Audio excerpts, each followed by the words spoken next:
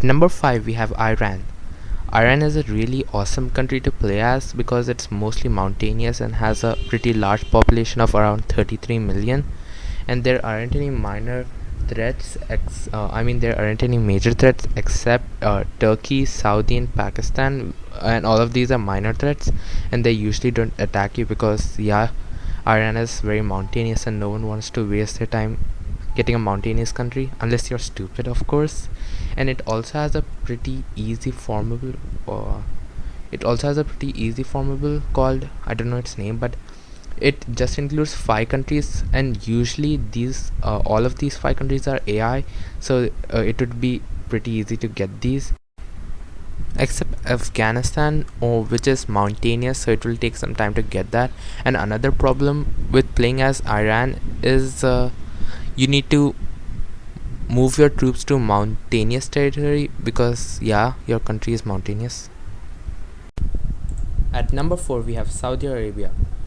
Saudi has a pretty big advantage of oil. It has 45 units, which is well above Algeria's 23 units, and it also has a pretty good starting income of 1.5 million. And by becoming Saudi Arabia, you can form one of the easiest formables in the game, which is Arabia. And after forming this, you can become a considerable power not only in the Middle East but all over the world. And after forming it, you will not only have a lot of power but also a lot of oil, as if Saudi didn't have oil already. That's the tongue twister.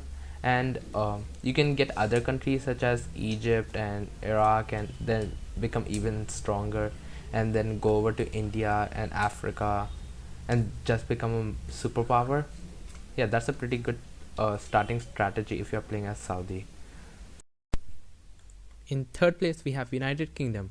United Kingdom is in middle of the most chaotic continent, which is Europe, but the thing is it's an island and separated from the European mainland, so you don't have to be engaged in the European wars and stuff. And it also has a pretty awesome population and a decent economy of 2 million. The only minor threat is France, but it has a smaller population, then you can attack it and form the Franco-British Union.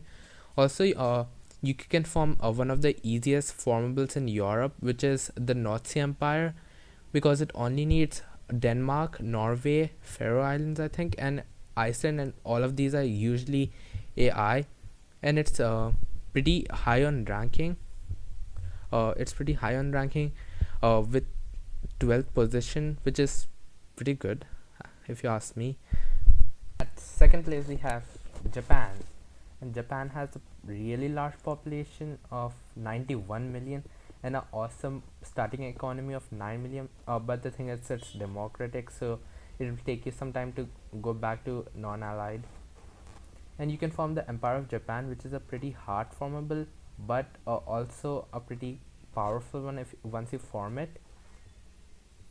The thing is, seem like UK Japan's an island, and no one usually attacks you except China, but it doesn't attack you that often, so you are pretty safe.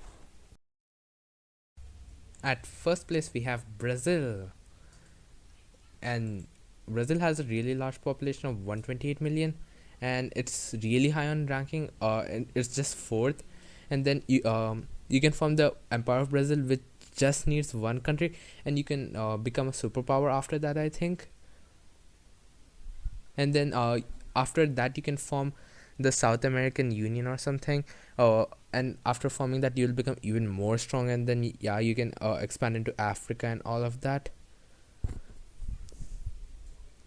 And it also has a really large home troops of 640,000. So most of the time you don't even need to spawn in troops, you just need to spawn in tanks.